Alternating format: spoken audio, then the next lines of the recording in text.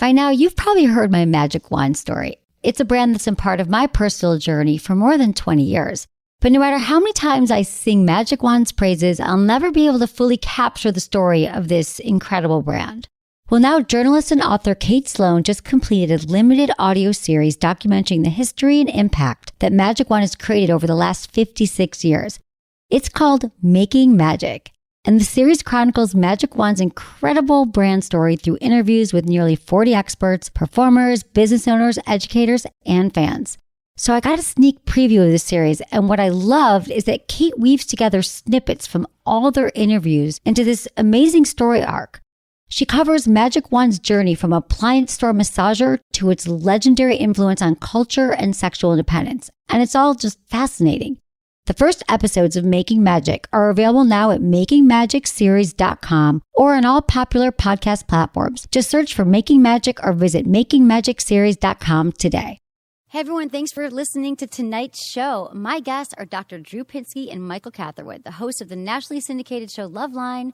They dole out advice 5 nights a week about dating, sex, and relationships. So tonight we're going to hear their best tips and how they practice them in their personal lives, like how to keep sex alive in a long-term relationship, and answer some of your questions as well. Now this is going to be good, all on tonight's show. Look into his eyes. They're the eyes of a man obsessed by sex. Eyes that mock our sacred institutions. Bedroom eyes, they call them in a bygone day. Hey, Emily, you got a boyfriend? Because my man E here, he just got his heart broken. He thinks you're kind of cute. A girl's got to have her standards. Oh, my. Do women know about shrinkage? Isn't it common knowledge? What do you mean, like laundry? It shrinks? Can we not talk about sex so much? Are you kidding me? Oh my God, it feels so good. Being bad feels pretty good. But you know, Emily's not the kind of girl you just play with. You're listening to Sex with Emily. We're talking about sex, relationships, and everything in between. For more information, go to sexwithemily.com, where you can check out all of our blogs, all of our podcasts. You know, the easy thing to do is just to subscribe on iTunes. We do 2 shows a week. You will never miss a Sex with Emily show again, because why would you want to do that? And sign up for my mailing list, because I give really good emails. I have to say, I'm not making it up. People tell me, so it must be true, right? And that's what you should do. And I'm here with Anderson. I'm very excited for the show. Hi, Anderson. I missed you the other night. K-Rock Christmas. I know. Where were you? Were you backstage blowing every single musician? Why does everyone think I'm always giving out blowjobs as my spare time? It's an easy, low-hanging fruit joke. I apologize. Really? I got Mick Catherwood here. He's one of our guests tonight. Would you like to comment on that? Did you see me giving blowjobs at K-Rock? I did not. I saw you looking beautiful and having a great time. Oh, thank you. I was having a great time. I did, actually. Emily looked great. Thank you. It was a really good time. Yeah. That was fun. You got to meet my wife, which was... I know. I love it, because I only met your wife when she was like 9 months pregnant for like 2 seconds in the Loveline studio. That's right. And she's awesome. She's funny. Yeah, she's pretty solid. She puts up with you, and you guys are good. We're going to talk about that tonight. Okay. A little bit about your relationship and all that. Okay, so this has been a crazy week. Had so many holiday parties and work. My head's spinning. Seriously? What? Anderson, you look shocked. I'm never shocked with like you partying and going out. What do you think? No, everyone thinks I do, but I don't all the time. Well, no, you actually. I tell people that you don't have much of a social life and you need more, because actually people are always asking. Very often, people are asking me if you're available. Oh, and yeah, they're I'm interested. Available. I'm ready. And I say I'm not her ready to pimp. mingle. I say go talk to her yourself, dude. bitches. Take some numbers if they're cute. For those of you who can't see the Ustream, Emily looks very cute right now. You know Santa why? hat. It's our Christmas show, and I'm Jewish, but I've never worn a Santa hat, and I'm so excited. It's Madison becoming. got it for me. You should move to a place where that's just like the style, like it the looks North good Pole on you. or something. Is that where it's a style? Emily's wearing a Santa hat and eating pork so she could break away from her. Exactly. But I'm also holding sex toys, so I could be struck down. You know what I'm saying? So, okay, this is Mike Catherwood. He's here. Mike is the co-host of Loveline. Uh-huh. And I talked about you a little earlier at the beginning. But, Mike, I've been honored working with you on Loveline. It's Thank you. Been on the air for 30 years? 34, I believe. 34? Mm-hmm. Really? Yeah. Okay, and you... Something like that, yeah. And, Mike, I've got a little, like, bio here for you, which bios are so lame because you could say it so much better, but sometimes you've done everything. Sometimes it's Just tell me what you crazy. do. Sometimes it's crazy, and how indifferent people are to creating bios because they're just nonsense. And other times I'm like shocked. I'm like, wow, that's pretty accurate. I can't believe I don't.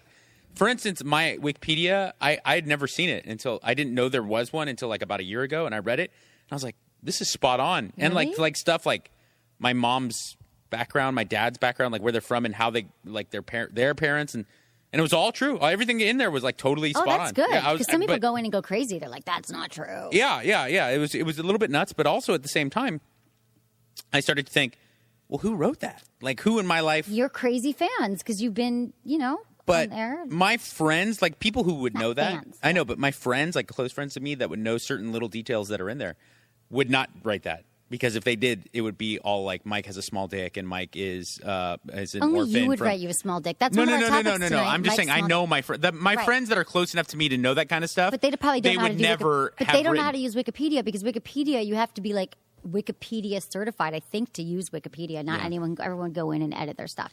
But I guess must be some really passionate Mike Catherwood fan who knows a lot of stuff because, like I said, there's like family stuff in there that I was like, it was totally accurate. You Google Totally it, they figure it out. But you've been on the air. What? Okay, so radio, television personality, well-known masturbation advocate. That's true. I added that part.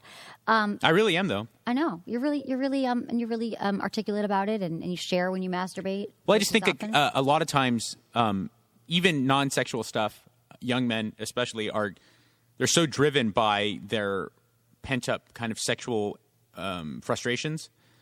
That I think that like masturbating frequently, not too frequently, understanding moderation, but masturbating at least daily really kind of regulates some of those weird decisions that men make for the sake of having sex or getting sexual gratification. I was like, it's kind of like how women are like go shopping on Zappos or something at night, right? And No, but masturbate. And guys are just as guilty. I mean, if I say shopping on Zappos. Well, if you have $30,000 in the bank and you're like, I'm going to go buy a $60,000 car and figure out how to lease it and leverage myself to it, I go beat off first and like rethink that. Like think seriously, it calms you, like resets. Yeah, like you may be fueled by the desire to get laid. Or the desire, and I'm like, just don't. If you're sexting with a girl and you have a girlfriend that's asleep in the other room, like go beat off and then think about sexting and like. So you what it use means. it as like a decision making tool. Well, yeah, I think it kind of regulates a lot of your impulsive. No, I think it's true. nature. I think it's totally natural. We talk about this in the show a lot that people just don't.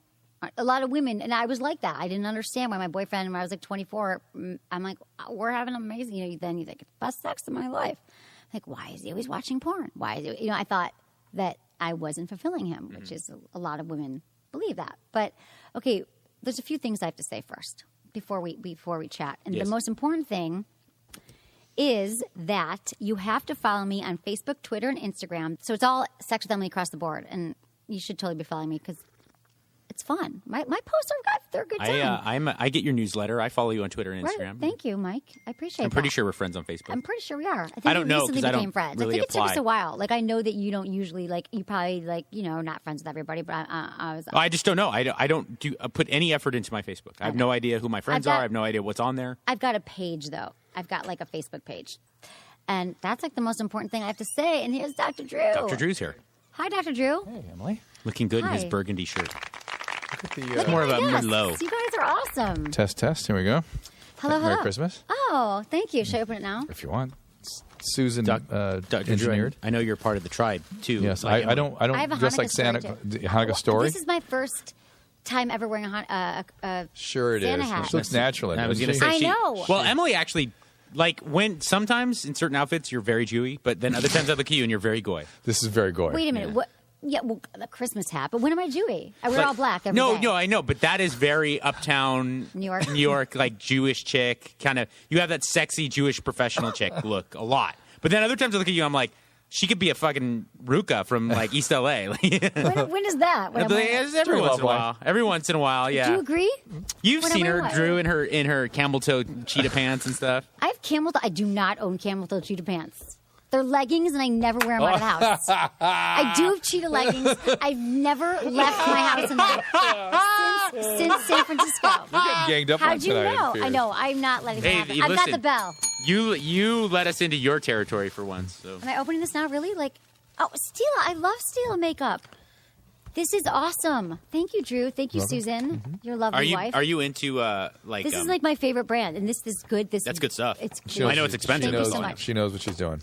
does Are now. you real into like makeup? Not makeups, but like face creams and that type of thing? Well, yeah. I mean, Because you look I very like- young.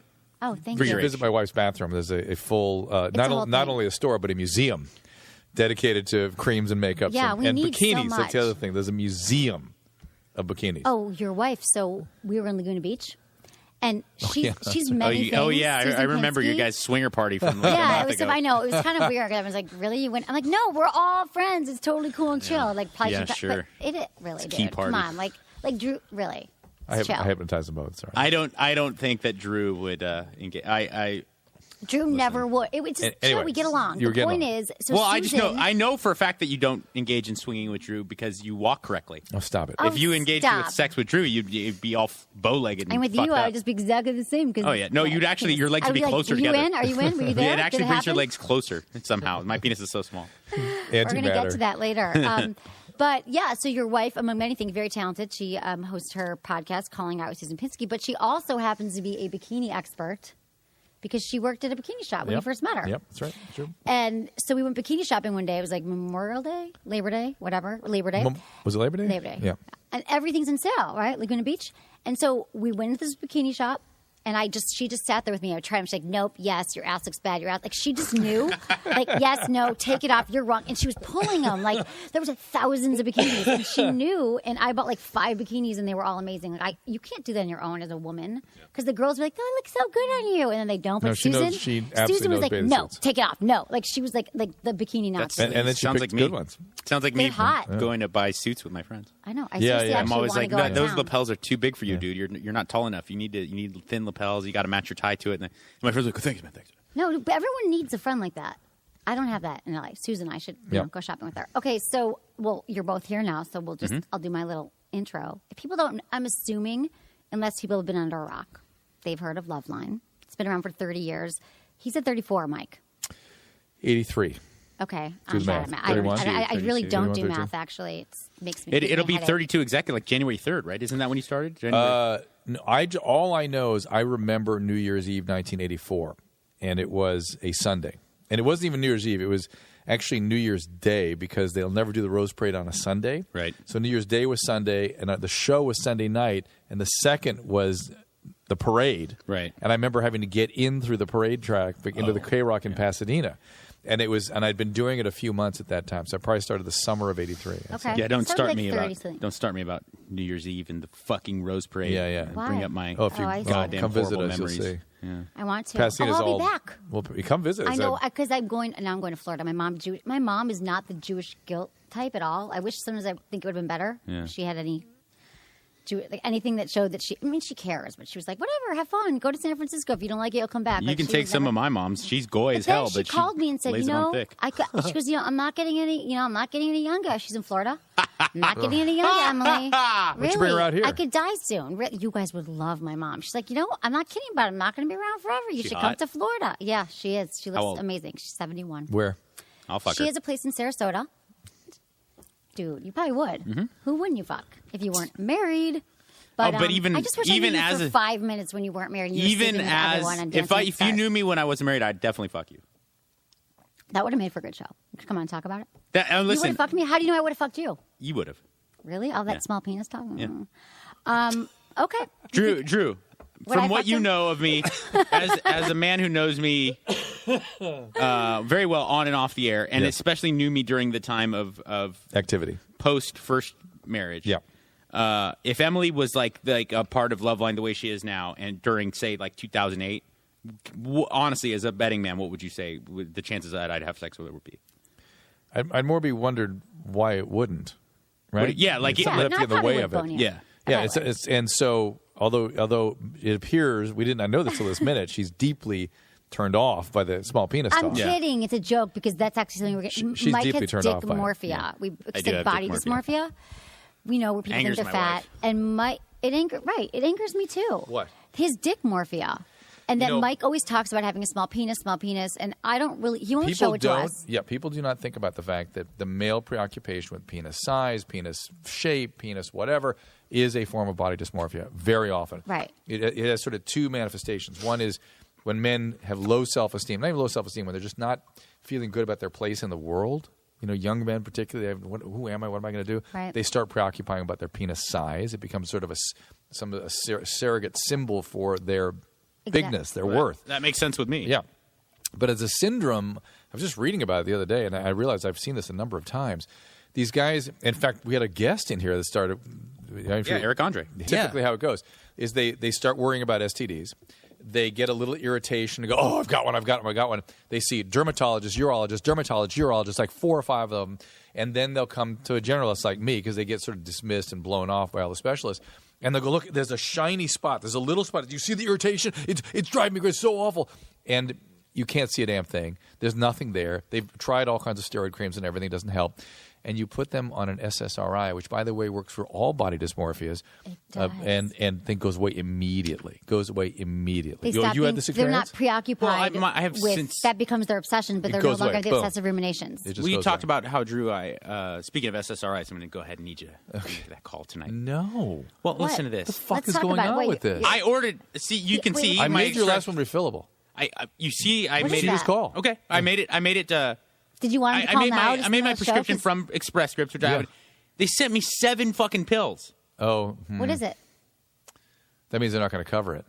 Oh, and fine, then I'll pay. But either way, just send me my goddamn What is- medication. yeah, you need it. What is it? The SSRIs, both of them. Can we get him some? Do you Well, just no, Yeah, I can get them. back to I've been getting them across. Well, the- Drew's a real doctor. He just calls in I a know he's a real prescription doctor. for me, and I He go and I'll doesn't just pay. play one on TV. Right, but here's the thing. With my body dysmorphia, which all kidding aside, goes much larger than like the way I look at my penis. It was, I mean, I really was. It was so crippling that in my first marriage in the early 2000s, I would shower with a shirt on. I'd take my shirt off when I got in the shower because I would possibly walk by a mirror. So I mean, I had a really bad body dysmorphia.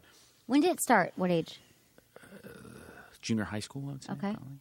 That sounds about right. Yeah. Wow. And you never got naked in front of anyone? Oh no, not unless it was. What about for, when you had sex? Not unless for his comedy. Even when you were like jacked up on steroids and stuff.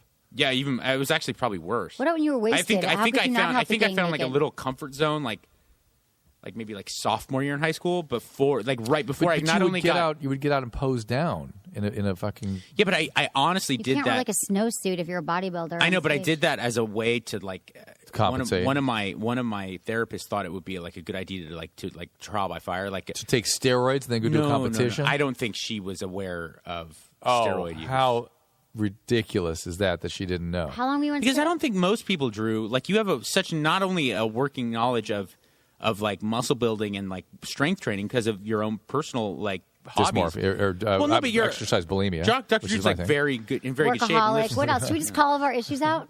But That's not gotta only be that, fun. but you're a doctor, so I think that you understand that human beings don't grow 30 pounds of muscle in a year. It just doesn't happen. No. Right. Unless you.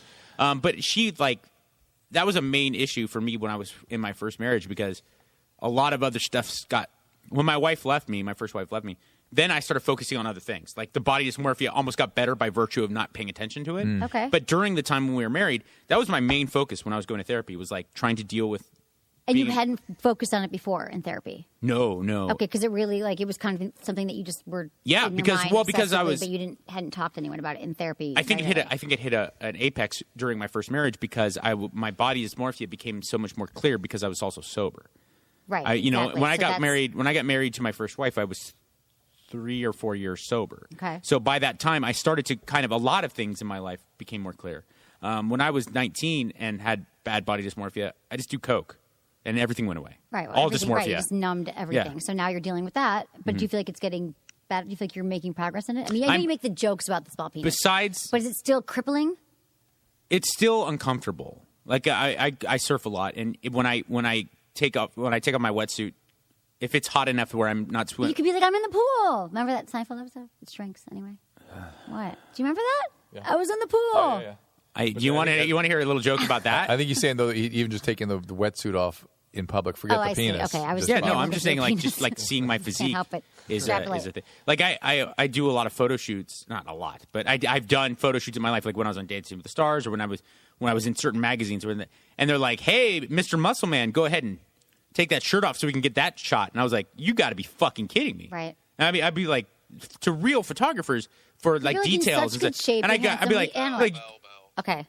What, Belle? Okay. and I'd be like, whoa, you've got to be kidding me. And they would have this conversation with me Like it was a real Right, but you've worked possibility through it. that I would take my shirt off. Right. No, he didn't work. They got on meds, and the meds took care of it. So the meds. So that was just recently. He was leading that was to like the in last year and a SSRIs. half. Yeah. Right. Okay. So now you're on SSRIs for depression and the body dysmorphia. And a latent you better benefit. get him tonight for him. A latent benefit has been that I've really found my stride. At least I'm a lot better than I've ever been before Okay, with you're the body dysmorphia. Good. It really works very, very well. Remarkably well. Okay, so this is what I got to give my little I'm okay. I assume most people know who you guys are, but just in case. No, most people don't know who I am. Most people probably know who Drew is. Yeah, that's true. Yeah. Okay, but Dr. Drew. Okay, so Loveline's been on for 30 some odd years, and there's been a few other hosts like Adam Carolla, people might know of, and now it's Mike Catherwood, and you guys are awesome, and it's been an honor and kind of a dream to be on the show with you guys Well, once thank a you. week. I guess guest co-host on Thursday nights. It's fun, and you're both We love here. having Emily there. Yes, we do. Really. I'm glad because Really? I love being there. I really do. It's hard for me from a broadcasting standpoint, but on a personal and professional level, it's the best. Why? Because I talk so fast? Because no one has worse Tourette's than Dr. Drew, except maybe Emily Morse. And I'll be like, here's the number to call in to my call-in radio show, 1-800. But here, and then to slow Drew down. jumps in, and then I'm like, wait, can I just give out the You'll number be at like, least? look at this Instagram. No, I know. It's okay. I'm sorry. But Yeah, it all works I'll reference out. something visual in the room, and then she'll start talking about it. Emily, look, it's a picture of Elvis. You're like on Instagram surfing the hot chicks all the time. But at you least I got my focus. I know. fucking mouth shut. No, you do. It's true. Okay, so listen. So you guys, and also you've both been married happily 25 years? 23. I think 23 years? Mm-hmm. Okay. Triplets who are 21. 22. Great kids. 22, right. 22. Great kids. And Mike, 2 years married. Just 2 years. Last I week. saw was your 2 years. picture on Instagram. It was And beautiful. Emily's the personal consultant to one of my sons. Yeah, that's right. I am. Oh, he's like, the other night he's like, you're a mad genius. You're a magician. I was texting him just advice in college. I know which son it is if he said those words. He's awesome. Why? Because Because the not other really son good wouldn't judge say of that. He would go, geniuses? "You good, thank you." No, he was awesome. I love all, well, I don't know all your kids, but I'm You're a assuming they're mad great. genius. Okay, so anyway, I can't believe we're how gonna much talk. you've helped me.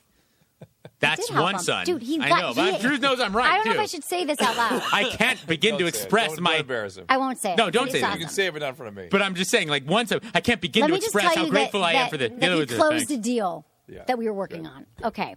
The Has anal? to do with women. No, anal. You think he's... No, please. Speaking of anal, Yeah. we're going to get into that in a minute because, okay, so Loveline's That's been around... Emily's book.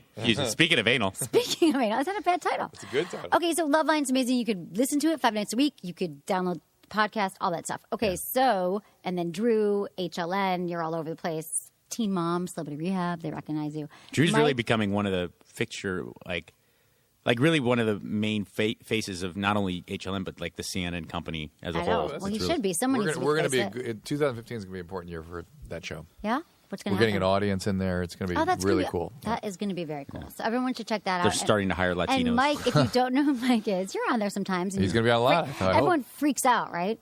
Because Yeah. Mike is not, like, Mike is a good counter to you. He's not HLN material. No, but they Well, he's let not him put the CNN material. He's HLN material in see, terms you of can where they make want it- HLN to go. Right. So it's good.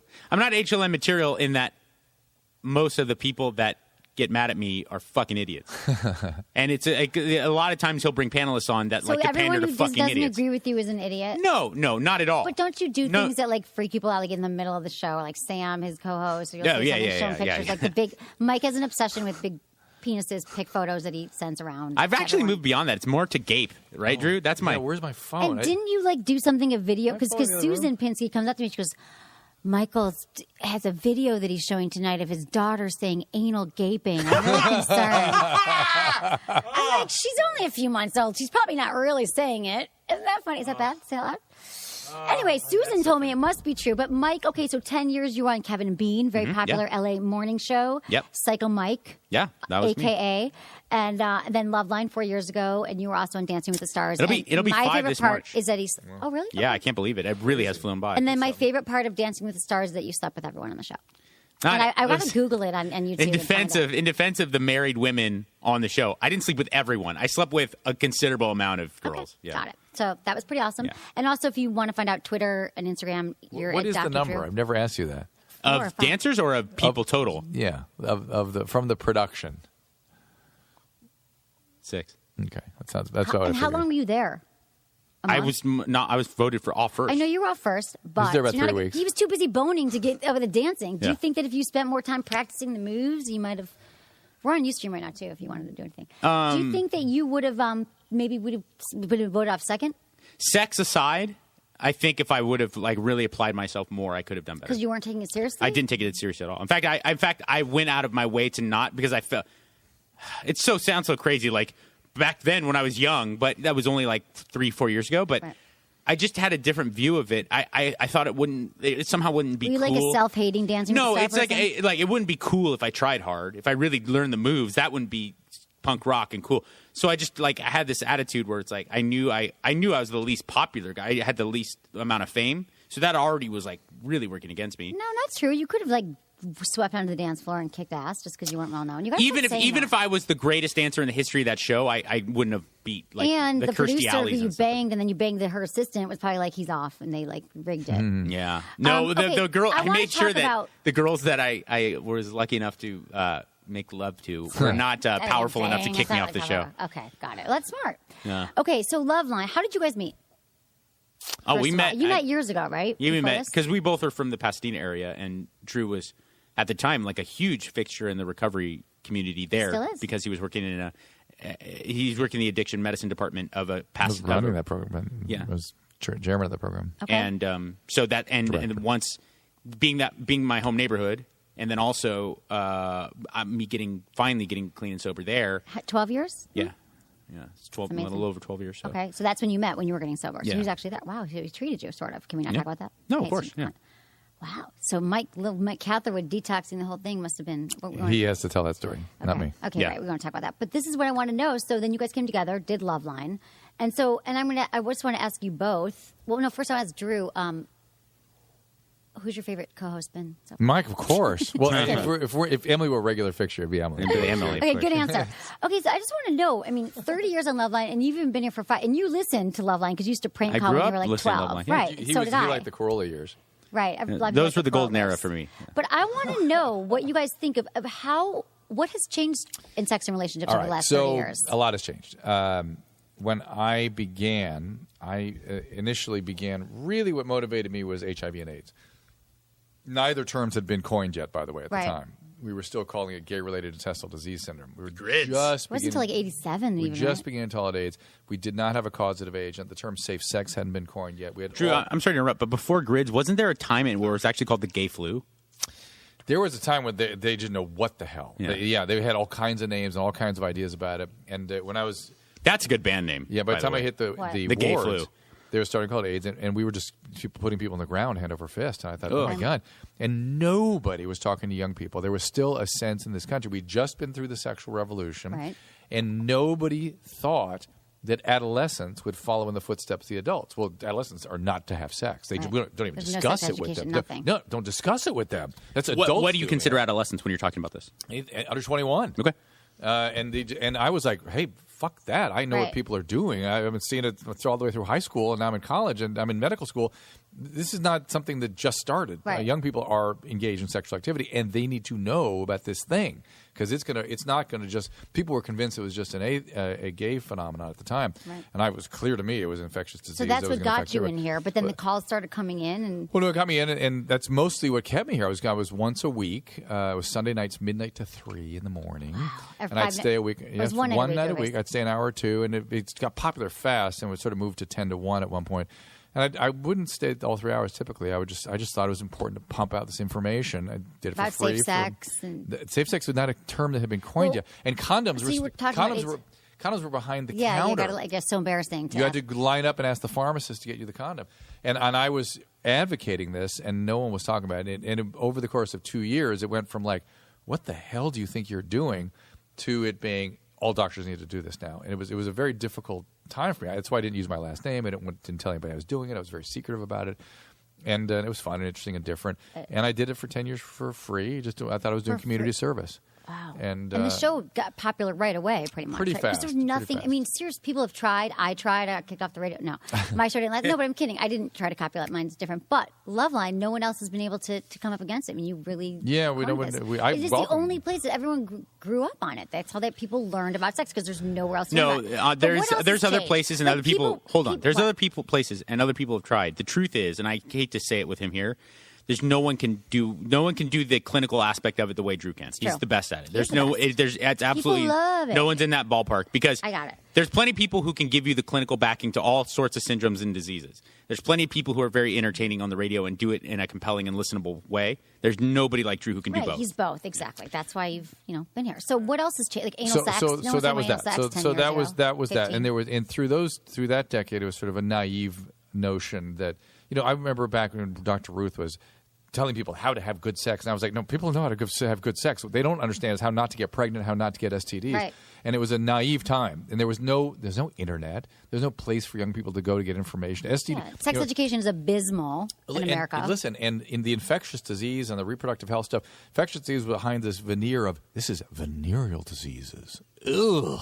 Right. And no one had any sense of what these things were, what the different names were, what they meant, what they looked like. They knew nothing. It was amazing. It was just absolutely total ignorance. Did you know though, or you'd have to go back and study? Because I saw all the time in the clinic, so I saw tons of it. There was so much. There was a lot out there then, and I was just that's what I was pushing STDs and birth control. That's sort of what I was really. That's how it all started at the beginning. And then it went from that after about 15 years to more of the trauma stuff started emerging. The trauma. People, it became increasingly clear that people were acting out the traumas, but it wasn't as pervasive as it is now. It was just starting to kind of surface, and people were making bad choices in relationships, and they were having compulsive reenactments, and that part got into it. And the information was starting to come from different places, so it was trying to straighten people out, and more about relationships, and really dealing with the consequences of not such good healthy family systems. Right, which that's kind of the same now too. Well, but now it's meltdown. It. Now it's horrible family systems and horrible trauma, and it's just gotten worse. You think that families have gotten worse? Oh yeah. Yeah. How's that? More trauma than how many kids are raised with two parents in this country, or inside wedlock? I mean, I can't. But didn't the divorce? What's the percentage for the African American and Hispanic community? It's shock. It's science fiction. Right. When you find out how many people really have a stable home life in those communities. Even the married, even people who were coming from homes where their parents were still married could still have the abuse and the trauma. I just think but it just got worse and worse and worse. Okay, when we come back, we're going to talk about what else happened with and then anal sex. And anal sex was in there. We got to throw it in. All right, we are going to take a quick break, and we'll come back with more.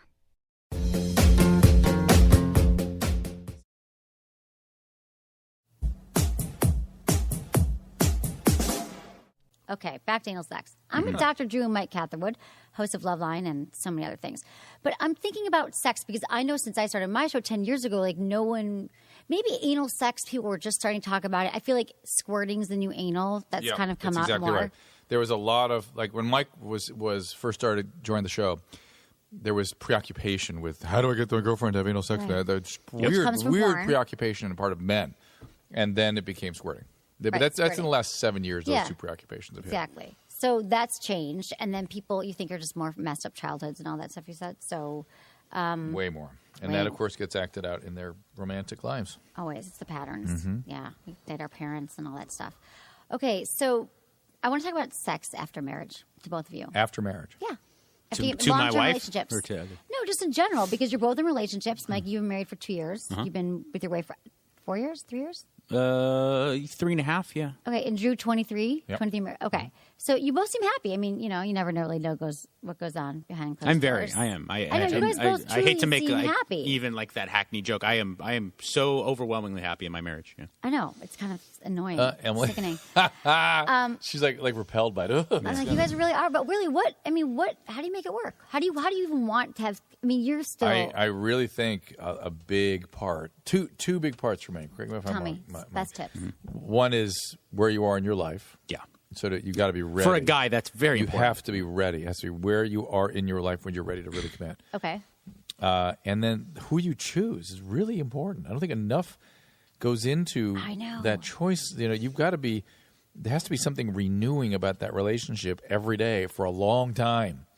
And if what you're do not you mean renewing about that relationship, you got to be into that not, person. Right. You got to be into it. You got to want to spend time with them. You got to want to listen. You got to be attracted in a way that you're going to be attracted long into the future.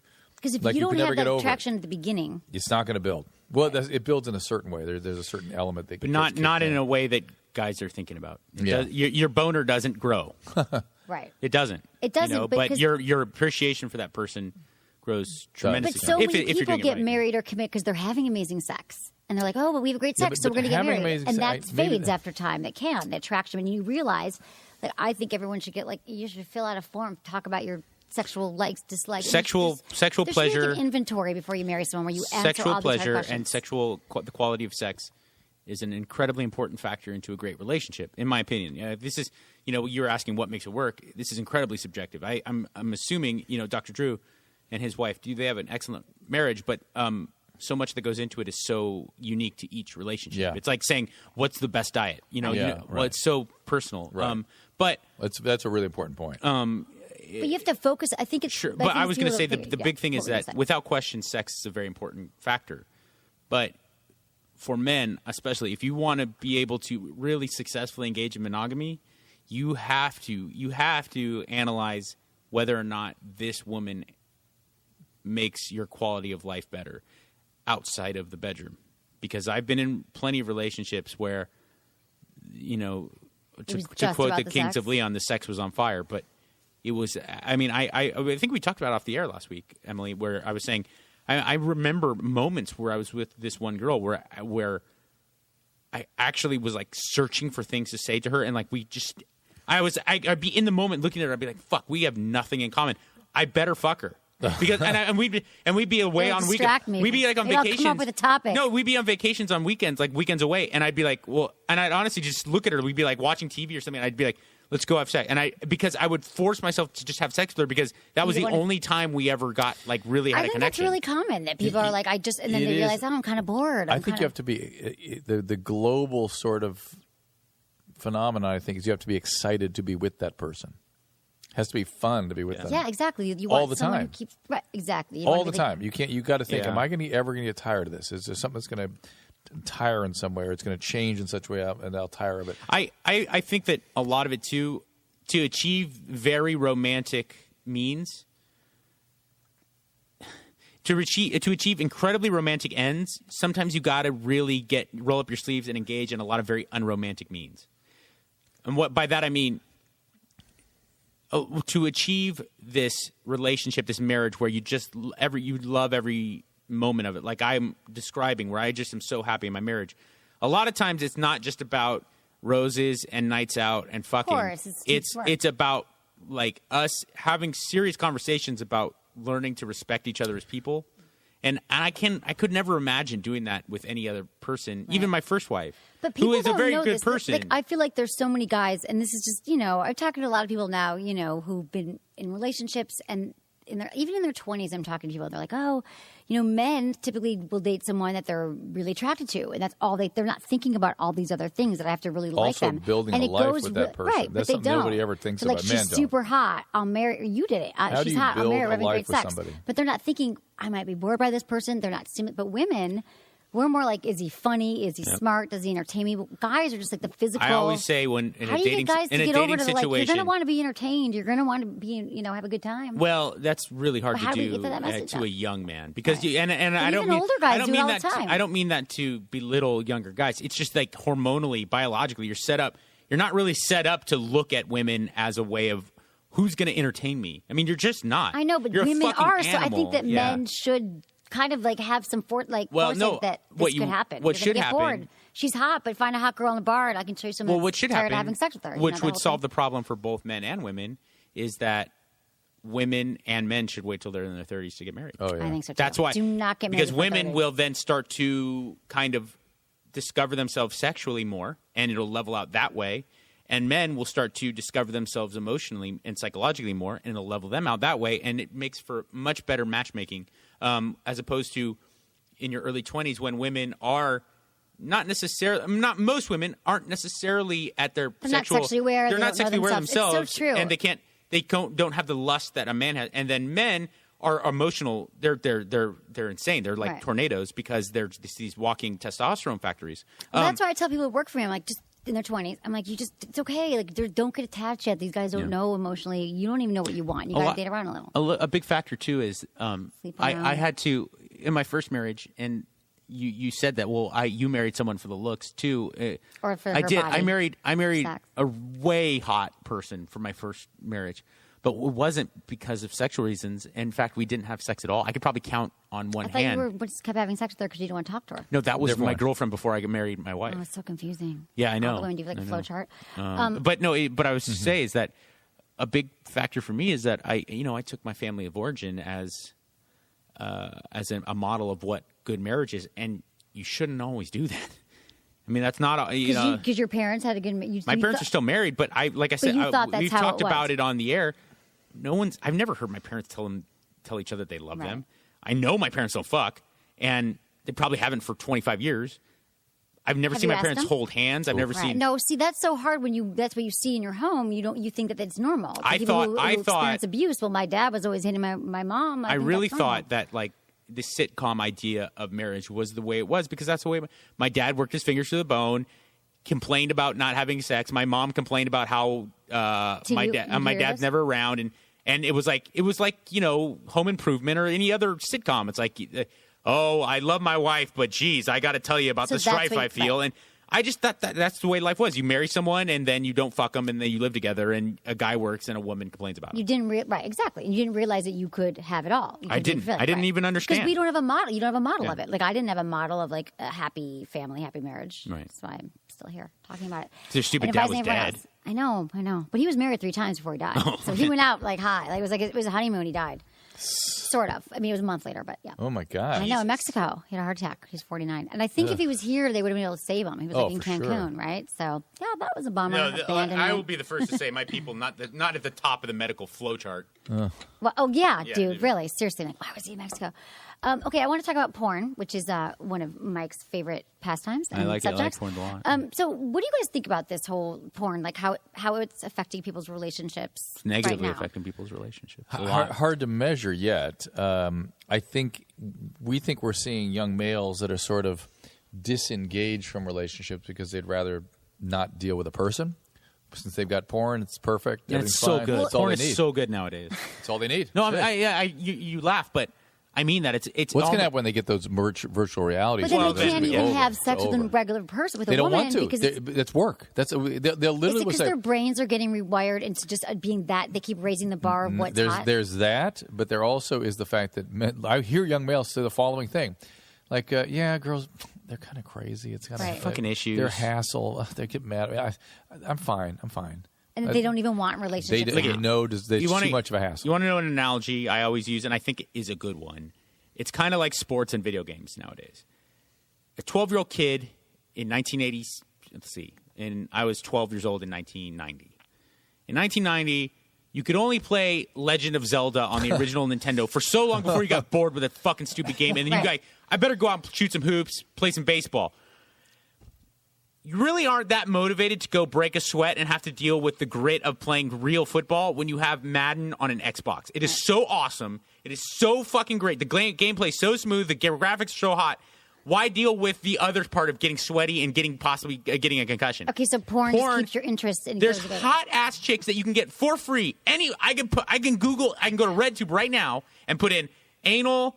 Remember, That's what I can do before the show. Remember, a huge component of the male sexual experience is visual, Right. and you're gratifying better than they can get in real life. But they don't even visually. know because they're so young. They don't And care. But how do you get them back? Their How do you get visual them back? system tells them that's Because it. Emily, that's you're enough. missing the point that they are so young.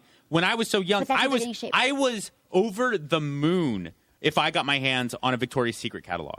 That was like I was the fucking. So is home it all the run. same then? Do you think it's the same thing that you had a catalog and that you? No, My point now is, there's more and I was more. very motivated to go find a real woman Right. because that's all you had all was I the had paper. was like a shot, like maybe an underwear shot of Leanne Tweeden in Fredericks, Hollywood. Is that why you have her on the show? Because we can come and. I told her I've spilled so much jizz over I know. her. I remember. I was here. But this is what I want to say too, is that not only is it affecting men, but women typically in their 20s don't know their bodies as well. Right. And then I have friends who are like in their 30s, 40s, sleeping with women in their 20s. They're like, I swear to God, they all have sex like porn stars. Like they don't even. Really? Yeah. Like they're trying to act. Yeah. You're like, really? Get a I should- divorce. Damn.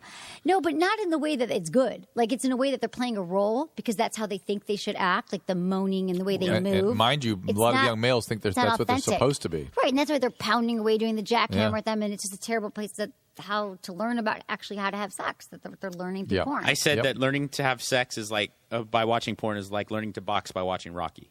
Exactly. It's a terrible way to do it. I know, but I get that it exists and it's not going anywhere. I just wish that people would like listen to Loveline, listen to my. Well, in defense of the adult industry, there's a lot of value to it too. I'm not an anti-porn guy. I just think that you have to kind of digest porn differently than we used to. You got to understand it's a very powerful force. It really is. Mike, dig this. Something we've not talked about. Go. Is I have a sense that in the last year or so, maybe even 9 months, it has improved a little bit. And I wonder if it's Tinder. That the ease of access has sort of translated over. Now the internet has made it also easy to make a physical connection or a human connection. They're sort of the bar has come down a bit, and now they're more likely to go out into the world. Now, mind you, it's not exactly the healthiest thing, right? Because they're just hooking up and then going home. Am I right? Is that it? May be. Yeah. I feel like the porn stuff is just on a rise because I feel like at every party, every outing that I go to, there's always someone who pulls me aside, and usually I use it as like a litmus test of whatever questions they're asking. Like for a while, everyone's like asking about threesomes. How did I get my wife to have a threesome? And then it was anal, and now it's all about guys are like. I watch a lot of porn. I don't know what to do. I do it once a day. And this guy pulled me aside. He's like, twice a day. Is that bad? He's like, okay, actually, it's 7 times a day, and I can't they're have guilty sex. about it because they don't know. It's so intense. It's so gratifying. It's really and I'm not kidding. A big problem is it's so good and so available. It's the women are so attractive. The camera angles and it's so good. The quality of porn is so high. That it makes it a much more dangerous entity. And then do you think that men that are being more judged than they're with the woman, they're like, her makeup's not perfect, her boobs aren't perfect, like I'm just not attracted to her? What I do think getting back to Tinder is that, and I don't think this, I know this from my own, I don't know if the control size was big enough. What is it? Not the control size. Control group. The control group was big enough because I talked to 3 or 4 girls, my wife's friends, who were quite attractive in their mid-20s. Actually, like very successful, everything going. Any guy on earth would have been happy to be with these girls, and they're all using Tinder. And I'm like, "What's up with that?" And I read, why are they having to use it? Right, and I read what these guys are writing them. Okay, and every guy is a fucking idiot. Yeah. And then I start talking to them. And I say, "Well, what's with dating nowadays?" And she's like, "Well, I went out with this guy the other day. She's 28. This girl I'm talking about. She's awesome, so hot. She's successful in her own right."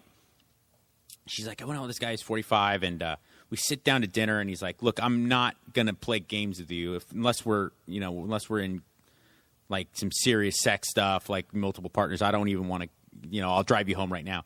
And I go, what a dickbag. And the other 2 girls were like, oh, yeah, that sounds like that's pretty much par for the course. So I go, wait, explain to me dating in 2014 because I'm out of the loop. I never even did it when I was single. I didn't really date. So everything I'm noticing is that guys have no idea how to behave or treat women anymore because of porn and then prematurely Tinder. escalate the sex conversation too, which you should never even talk about on the first date. And then you can't blame them. I like threesomes. Why? In 1996, it wasn't even an option. Now, if you strike out with 3 chicks, you still have 350 million that you have access to on Facebook. Right. And they're bound to say yes every once in a while. Right. That's why guys they've completely forego the kind of process of getting to know a girl, playing the game. Like, look, I'm not going to lie to you. Sometimes I've said things and done things to manipulate girls to get in bed, but at least I had to say and do things. Right. Exactly. Now you don't even have to. I never led with Tinder let's fuck. Do you squirt? That's what these guys are saying. They do. They think lot. it's okay. My friend says it's a blowjob dispensary. He's like, every time I go out on Tinder, like I get a blowjob. Like it just happens. Like these women. It's like Comic-Con for me. Every time I go to Comic-Con, I get blown somehow. Awesome. No, but Tinder, it really is, and it's also... Those are furries. But it's the big... Right, that's true, too. There's a bigger, better deal that you... Because think about it, like 10 years ago, you didn't have people, poking you, whatever they used to poke on Facebook. They're not liking your photo on Instagram. People are meeting from so many different other areas that there's always someone new popping up on your social media chain that in the past was like, you went to a party, you met someone, or you didn't, or you were at the store. I had to. Yeah. I'm a generally antisocial guy. We are not. No one knows how to be social and meet intimate. Women. Yes. Right. And now you're just lazy. You never leave your house. You're like, this guy liked me on Instagram, and you go down the rabbit chain of like, oh, who else do they see? And it's just people don't know how to date or how to meet people. And, I hate to use these sports analogies, Emily. I hate sports. I know, but a friend of mine asked me to drive to San Diego and go to a Chargers game about 3 or 4 months ago. Right. And I thought to myself, yeah, it sounds cool. I love the city of San Diego. Chargers, cool team. see Phillip Rivers ball it up. And I thought to myself, They may be coming up here to join you. yeah, no kidding. Soon enough. That'd be awesome. And I thought to myself, I can sit in front of my TV and get HD views of the NFL with breakdowns from really good correspondents and play-by-play guys. I don't really think I need to go into a stadium with 80,000 people and deal with drunks and stuff like that. And I think the same thing for a 18, 19-year-old guy. You come home from a night at the bars and you think to yourself, why am I going to do this again and pay $20 for a cocktail and try to meet girls that aren't necessarily receptive when I can just open up my fucking Facebook and just rifle through Right, exactly. And then thousands. you could put it out there, like you can like toss the net or whatever Right. out to like as many women as you could text. That's why texting I think was invented too for guys. Like at night, like the booty calls, they could text 10 different whoever answers first. Yep. You know, when it first started, I was like, that's what everyone's doing. And it used to be like you called them, they answered, they didn't. So, and I think that there's this whole like almost boyfriend syndrome, which we talked about on the show last week, that people, it's not even like friends with benefits. It's that someone that feels like they're your partner, but really no one's committing to anybody. Yeah, And I've everyone's- never navigated those roads, but I can see how a grown adult, it's very difficult to have the "are we a couple" conversation. I mean, how do you do that? And when you're 29, how do you look to another girl and go like, "So what are we?" I mean, it seems very reasonable at 17. It's just I don't know. I mean, But they're let's not say even you go doing out it on you go anymore. out on your fourth date. You've already been sexually active. You hang out together, and you go to lunch in between. Your lunch break at work. You go and have lunch together, and it's like you're kind of together. You're sexually active, but like no one's ever said like, "Are we boyfriend girlfriend?" Where does that conversation happen? It's very difficult. Well, no one's even having it anymore because they don't have models of it. So none of their friends are in relationships Well, they're either. also afraid of what they might hear. Yeah. Yeah, and I think a lot of the Both women sides. are going around are going I'd be along with it. mortified. I think that the women actually might want relationships more so, but the guys aren't doing it. They're not asking for it, and none of their friends are in relationships. So My wife it's and I not right. had to have that like it was like a conversation. Well, most people and it have was that uncomfortable, conversation. but it was. I'm 35. My wife's 37, and it's like we were grown ass adults who had already both been married and owned homes and stuff. And it's like to sit down and be like, "So, are you my boyfriend?" It was very weird, How long had you been together? when we had that conversation. Yeah, the conversation. like 5 months. Did you bring it up or she brought it up? She did. Always, Right, 'cause you don't initiate. statistically always brought up by women. But I just assumed. That's what I hear. I've never brought it up the ever. talk. I hate It's the called talk. the I talk. I'm like, assumed. I'm like, wait, what'd you say? I never want. Well, Yeah, I'm but like you a have dude. commitment I'm like a issues. dude. Thus, I do. thus you never have a No, boyfriend. I've been really, yeah, exactly. I hate. I'm like, do we have to talk about? They I'm all- like, they- I'm like, but- I don't like labels. Part of the problem is they all want to to. be your boyfriend. I've I seen you with know. 3 different guys that Yeah. look like they want to be your I boyfriend. know they do. Yeah, and but 2 of them were fucking dicks. Who? I'm not going I to liked say it all on of the them. air. You like all of them? How many have you met? I met 3. I've only met. You met 3? No, 1. 3. 3. Who 3? You did not. I met one, The one at whose the- name rhymed with Schmavid. You didn't meet him. Yes, I did. When? Okay, we'll talk about that. I don't And then I remember met the one with your 2 friends that once wanted to be your boyfriend. that. Okay. And then I saw one last weekend. Right. But that Okay. guy doesn't want to be your. We already had that conversation with that dude. He's You had it- handsome and No, now he nice. does. Now he does again. Really? Wait, who had the conversation? The guy you with at Acoustic Christmas? Yeah. We talk. You said to him, do you Girls wanna talk. No, fucking. He was here. You brought him to Loveline. But we weren't- And I go, Emily, what's with this guy's good looking. He's nice. He's charming. And you're like, oh yeah, he's just my friend. I mean, okay. We were friends. We've been friends for a year and a half, and then hooked up. But we're not like Now dating. he's in. Oh, now he's in. But He's in. in, but out. Whatever. We're Got friends. What's up with three that dude? guys want to be boyfriends. I'm just saying. They do. What's They up with always that do dude? because I think I don't want to. That's Right. what What's it up with is. that dude? That Talk. dude's really cool. He's super nice. I love him. He's great. Awesome. Very good So friend. what's the hang up? There is no hang up. You're just plain happy It's where Emily. it is. All It's right. Emily. No, I'm not the hang up. I swear. In fact, I think Have the talk with him then.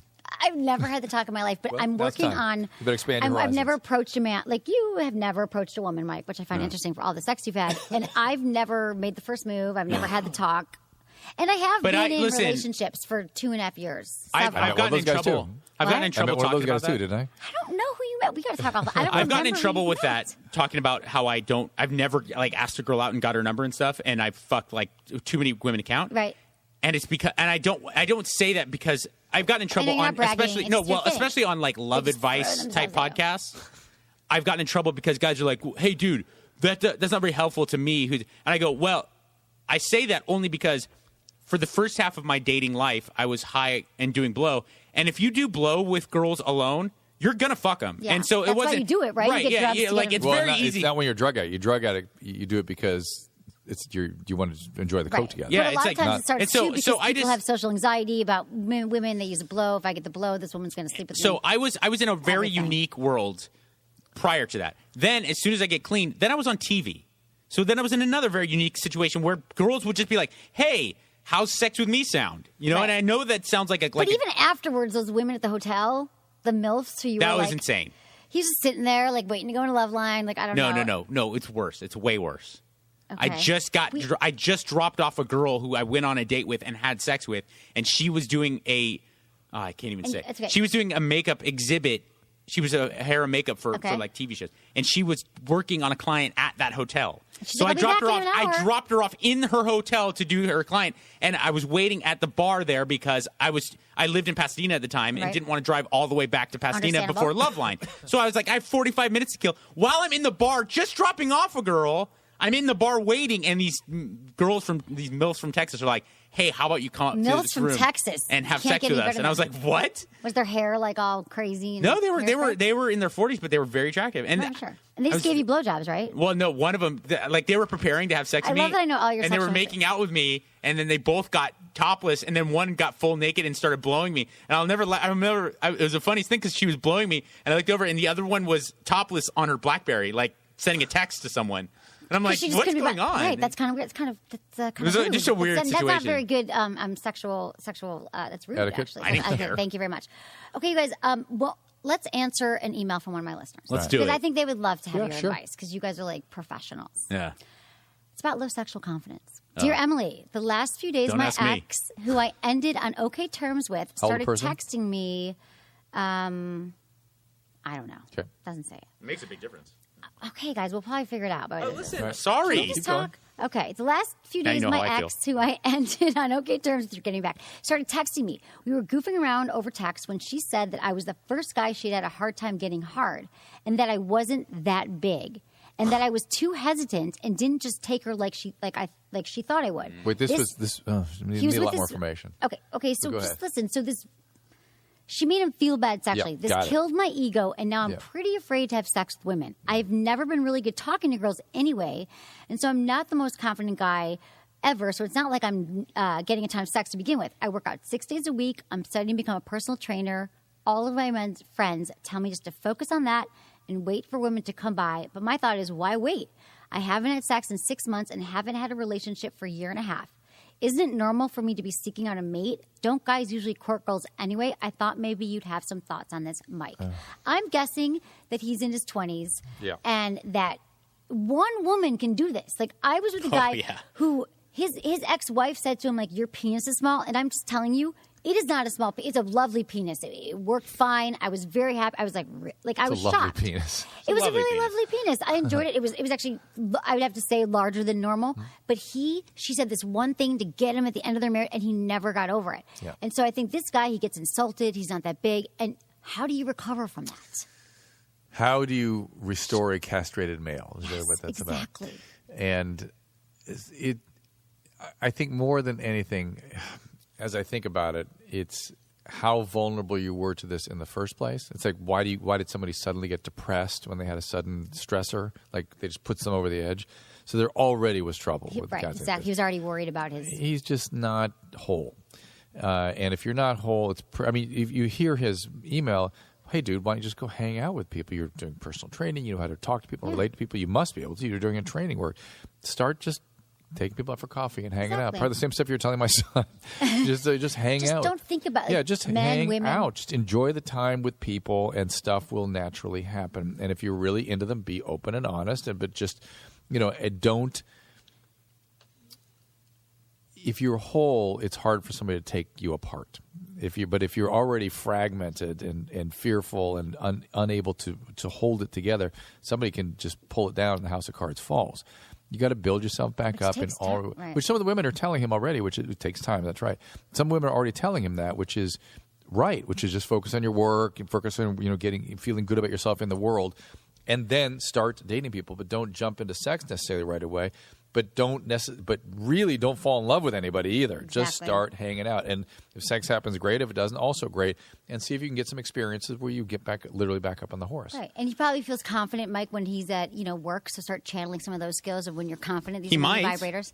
Yeah, right? Because these are things he's good at. I'm sure he's being trained. You never know. I mean, I think that you'd be shocked. I think that young guys, very young guys, 20s, teens, they have a hard time even admitting to themselves how much their status in the world, socially, professionally, how much it affects their ego. I think that. Well, I say young guys in their 20s when they don't make enough money. They right. Yeah, but my point is that if you don't go to Ivy League school when you're in college, if you don't make a lot of money when you get out of college, if you don't have a job, if you look at yourself in a way that isn't necessarily boosting to your own ego, that plays a huge role in how you look at yourself in the bedroom.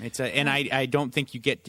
It's a shame that you have to be really old and over the hill to a point to ever realize that. I just think that everyone needs to go to therapy in their 20s. Well, I was going to say, this caller, I would think therapy would be an important thing for him because he does kind of have his life together, and yet he still feels empty. I honestly think that everybody. I think couples need it. I think that individuals, and I know on Loveline, I'm like, you want to say it again, like go to therapy, and everyone thinks that they can't afford it. There's always ways to get it. There's sliding scales. But real quick, what? It's very important, and I don't think women understand this by and large. Yes. Drew, don't you agree that from an outsider's point of view, ostensibly this young man does have his life together, but that doesn't matter because it doesn't matter until he feels like he has his life together. That's right. He has to feel like, and also I was a part of a worldwide. You think other things will fill you up. I was part of a legacy radio show, sitting next to Dr. Drew every single night. I was on Dancing with the Stars. I was flying back and forth from New York doing Regis and Kelly, and you would have thought. No. Just kidding. You would have thought that I was cleaning up the jizz at a late night porn theater. I mean, that's how I felt about myself. Exactly. It doesn't matter how many times people tell you you're beautiful, you're amazing, you're smart, you're sexy. Until you believe that yourself, it's not going to fill you up. Yeah, but we need that particularly for men in their career, you got to understand. Also, what I call it is sort of your position in the world. You have to know who you are as a man in the world, what your contribution is, what your worth is, how you're going to make a difference in the world. And the other that's one take-home message from that story you just read us. And the other is women do not appreciate the impact they have on men.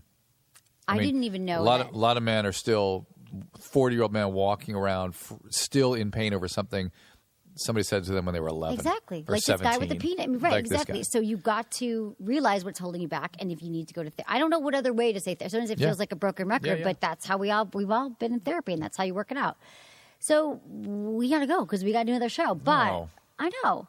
I have 100 other things I want to talk to you about. Well, it was very nice to join you on Sex with Emily. I love this. This has been meant to be. And you guys, okay, so your Twitter, Instagram, Dr. Drew, at Dr. Drew, and then at Dr. Drew HLN on Instagram. Mike. Yeah. Twitter and Instagram at Mike Catherwood. Anything else you guys want? And your Adam and Drew Podcast, Adam and Drew Podcast. Mike and Drew Podcast, Adam and Drew Podcast. The Adam and Drew Podcast is great too. Okay, right. Mike and Drew. Mike and Drew. Adam and Dr. Drew. Dr. Drew Podcast. Those are all podcasts. I'll give my wife a little love. If you're a expecting mother, a new mother, if you're a mother, period, the Atomic Bombs podcast is. I've heard that's amazing. Then someone else just mentioned my wife's calling out, which is fascinating. We didn't even get into that because I wanted to ask you more about that. But it's just her podcast, Calling Out with Susan Pinsky. Last time I was on Calling Out with Susan Pinsky with my wife, the clairvoyant made my wife cry. So cry in a good way? Like, yeah. She knew so much. Both times I had to be, like, the first time, like, she instantly knew my dad had died, like, said he's proud of you. Because I always think, oh, God, if you could see me, like, sitting with the vibrators. And I also my want to entire Instagram feed is like me and the Santa hat. I also want to promote my website. I gave you a freaking bat mitzvah. Thank you, Emily, for giving me this. I don't know website, It's bluewaffle.net. You're funny. Wait, I got it, Anderson, because I got to plug, I got to say one more thing. Thanks, Drew, Mike, and thanks, everyone. Oh, Anderson, thank you. And your podcast. Thank you, Em. There's been enough podcast talk. Jesus Christ.